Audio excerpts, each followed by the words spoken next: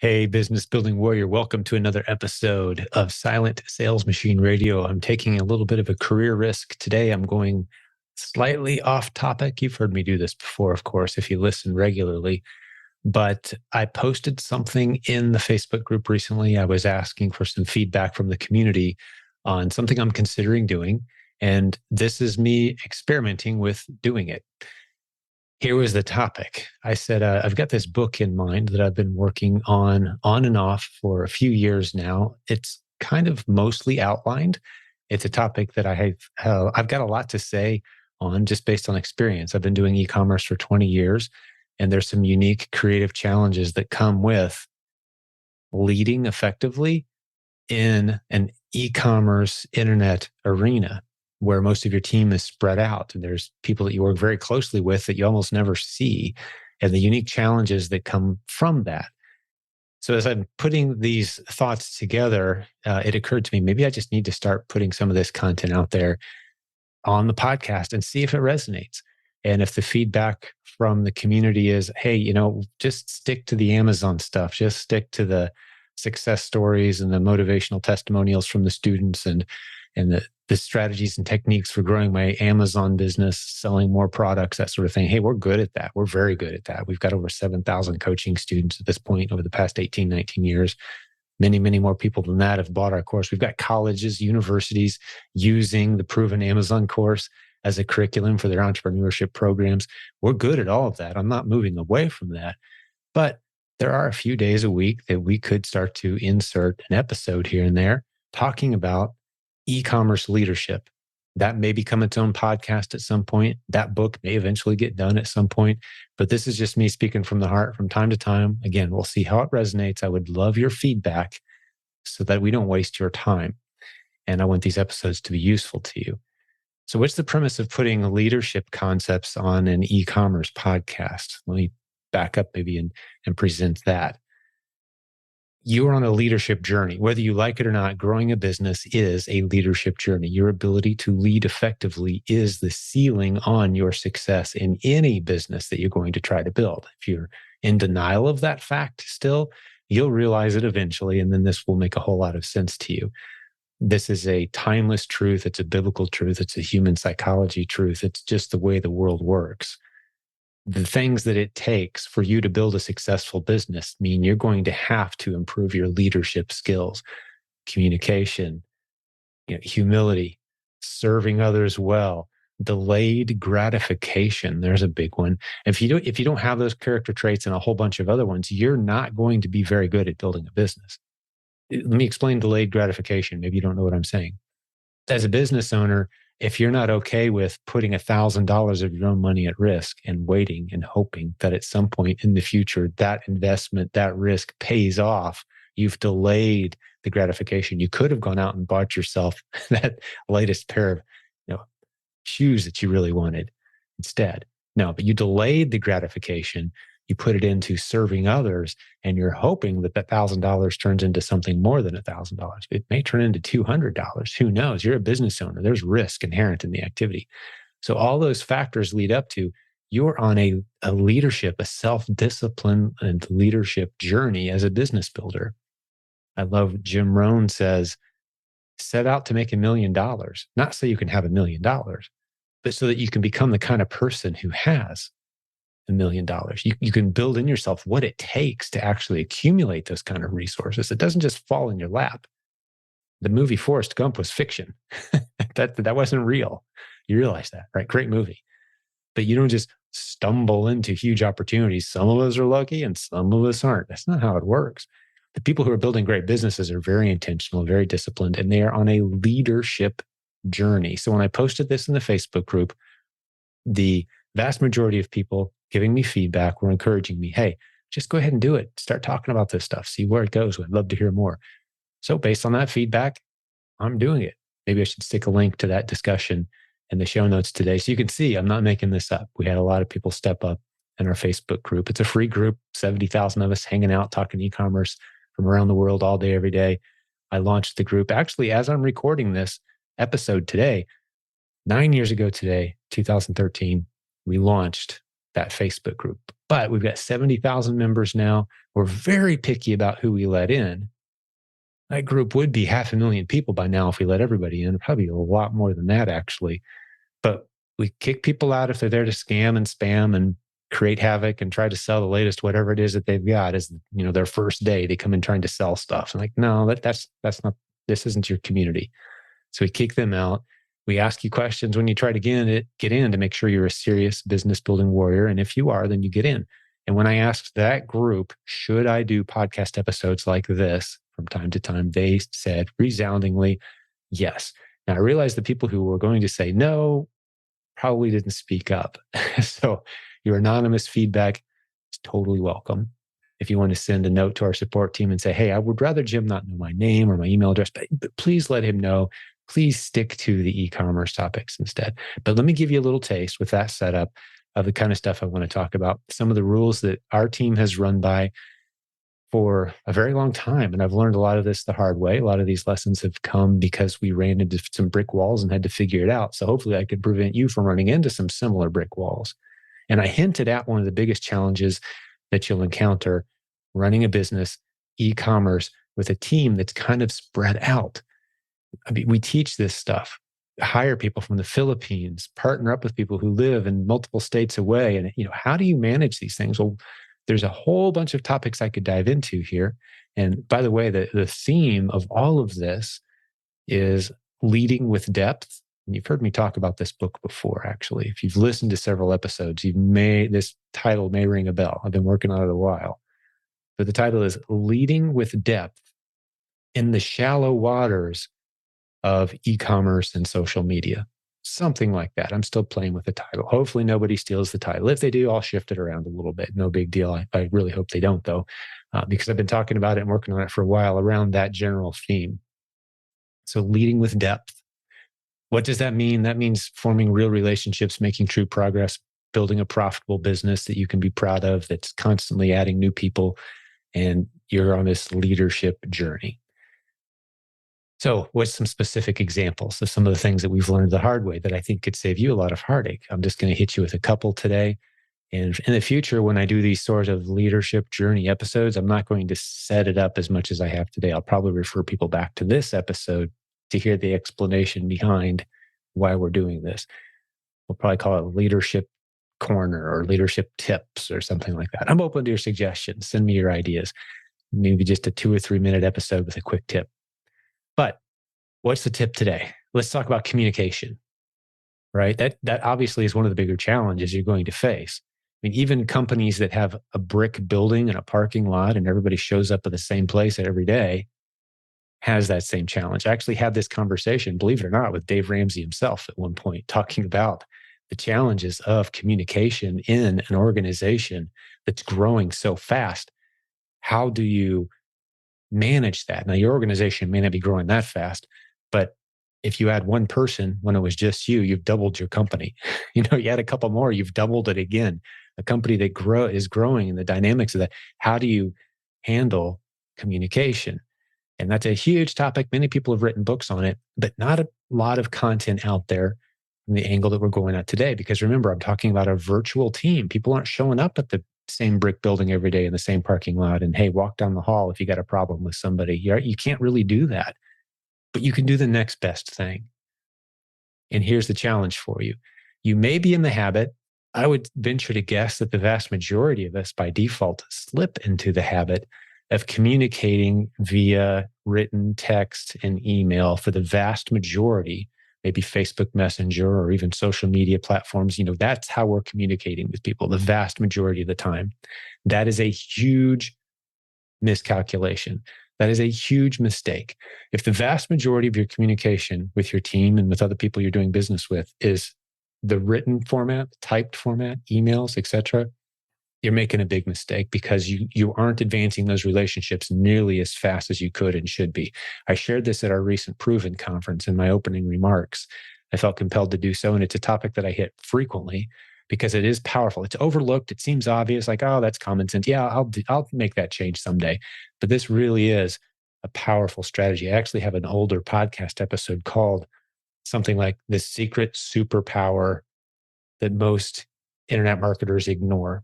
Something like that. If you go back and look at the older podcast episodes, look for the word superpower, you'll find it. And this is it. It's picking up your phone. It's hopping on a Zoom. Many of us are very resistant to do that, but the progress you're making in your relationships, in your business, and the profit in the bank is going to take a huge boost if you make this one little flip. You ask yourself before you send an email or before you send a message or a text, is there a really good reason why I'm not getting on the phone right now and giving this person a phone call? Even if we find phone calls annoying, even if they find them kind of annoying, it's always beneficial because, as I shared at our recent event, to give you specifics, there's a 10x, and this is kind of Jim theory, but I think there's enough science and data to back it up. And certainly in my own experience, I've seen this. There's a 10x effect that kicks in as we advance through the different communication options that we have. So what's the least effective? Let's go all the way back in like smoke signals, Morse code, a handwritten letter, right? That takes some time to deliver, very impersonal. But, handwritten letters can be very powerful. Don't get me wrong. I'm a huge fan of those in the right context. You should be writing letters of gratitude that people can hold and savor. That will move your business forward very, very quickly. But for someone that you're trying to build a serious relationship with, or someone that's on your team, and when I say team building, I'm not talking about, everyone goes out to the woods and we do a ropes course together and trust falls and all that. Like this corporate team building thing, I find them borderline useless. I'm just saying the more human you can make your interactions, the faster your trust is going to grow. So let's talk about the 10x thing. So we take those impersonal, the slow, the letters that we write, that sort of thing, they take time. If you go to just from a written letter, like, hey, I really need you to take a look at this project. I need you to do X, Y, and Z for me by next week. If that's a handwritten note and you stick it in the mail, no one does that, obviously. Text is better than that, or an email, 10 times better, more effective at getting a project done and moving things forward, at even building trust. The little emoji thing, text back and forth. Yeah, that's good. That's a 10 times jump. And that's good. But do you want to make another 10 times jump? Get on the phone. That's another 10 times jump. They can hear your voice. You can hear the inflections in the other person's voice. You can check in on them a little bit, spend a couple minutes. That's a 10 times jump. Do you want to take another 10x jump? Beyond that, do a Zoom instead of a phone. That's a 10x jump in moving trust forward. Do you want to take another 10x jump? Get on an airplane and go meet face to face. And I would say that one's maybe even a 20 or 30x jump from just being on the phone. And that's why people love our live experiences, for example. They just can't wait for that next event, that next chance they have to see people face to face, to just sit there and hang out and talk about life. There's no other format that allows us to do that. So there's my 10x rule, 10x, 10x, 10x, right? Constantly figure out and challenge yourself. Why am I settling for a text right now when I should and probably could be on a phone call right now instead? Or why am I settling for a phone call right now when I probably could and should be on a Zoom instead? And that whole excuse of, well, I just don't like how I look on the Zoom. I don't want to have to get all ready. No, you need to get over that. Nobody cares. And I know for the ladies, I don't understand. I get it. I'm not one myself. I get out of the shower, I dry my hair, and I hop on a Zoom. It's not fair. Guys don't have as much work to do to feel like, yeah, I'm ready to face the world, And I'm not saying all women feel exactly the same way, but I know most guys feel the way I do. It's like, yeah, I dried my hair, I took a shower in the last 24 hours, I'm good to go. Like that's kind of a guy thing. And so I get it. But even that, figure out a way to feel a little less stress. And the best way to feel less stress doing Zooms and video is do more of it. Just challenge yourself. I'm going to do 30 of them before I decide.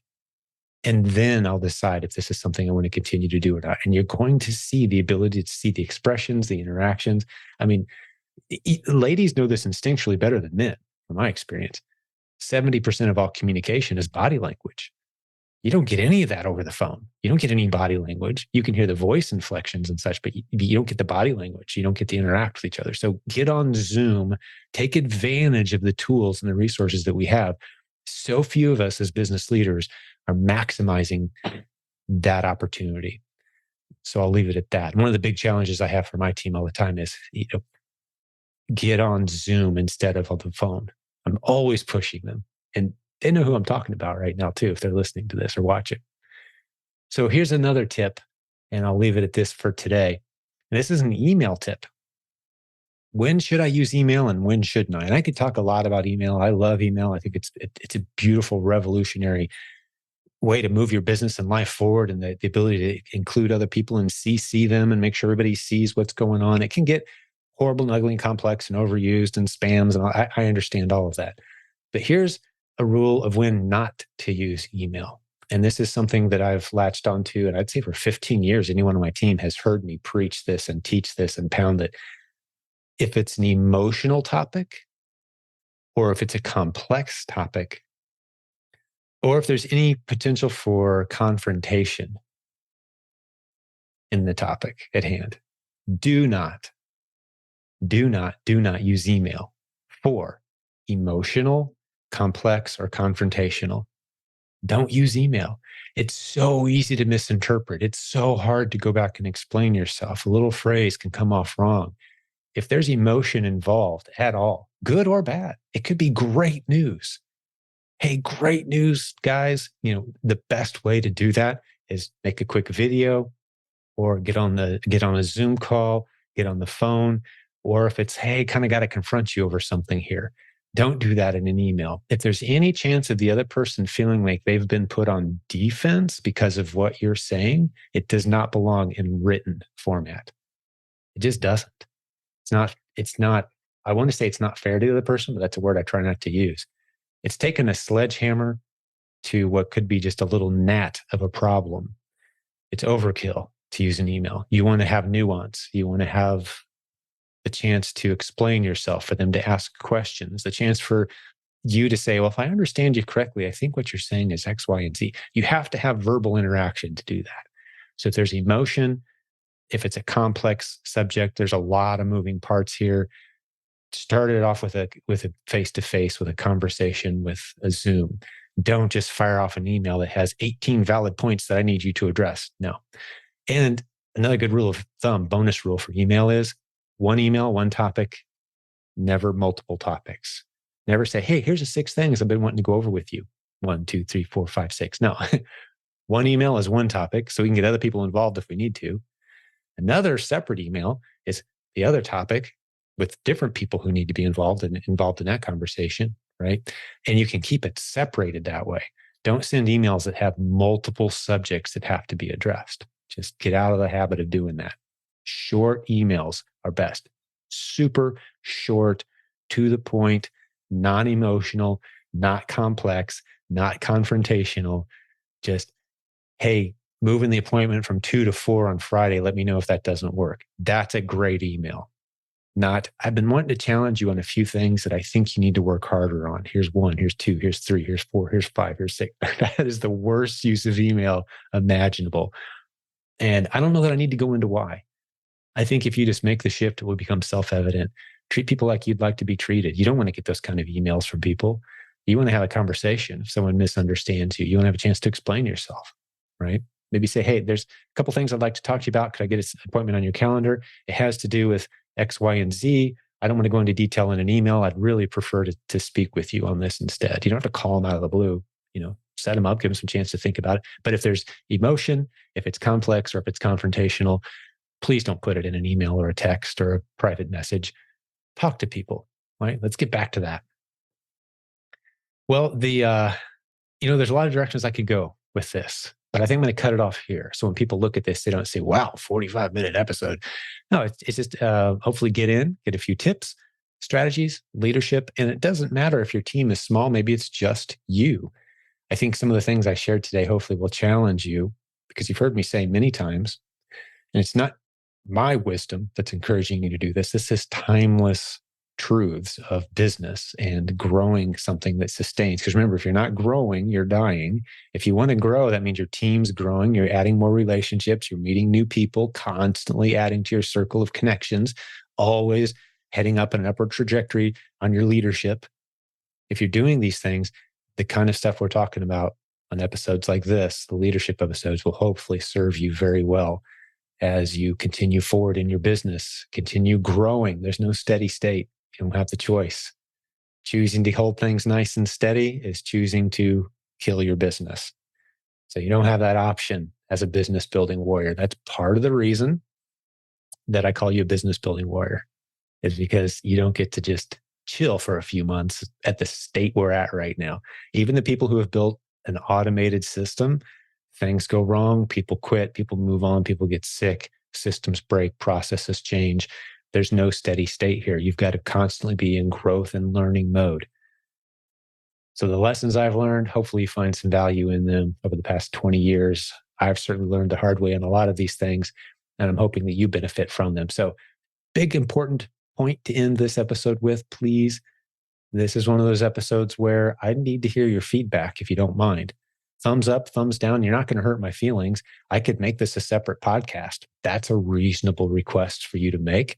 I would think maybe there's a handful of skeptics out there right now going, okay, Jim, I didn't learn one thing about how to sell on Amazon today. I'm not sure that this is what I want to hear from an e-commerce Amazon seller podcast. I'd love to hear the feedback. And if about 80% or so, the feedback is like, hey, I think I really liked that. That was useful. Well, maybe we'll do this again. Or I may just continue writing my book and just stick it all in there as I think through these things. But I'd really appreciate your feedback. jimcockrum@gmail is my email address if you want to send me an email about this, or like I said, email our support team.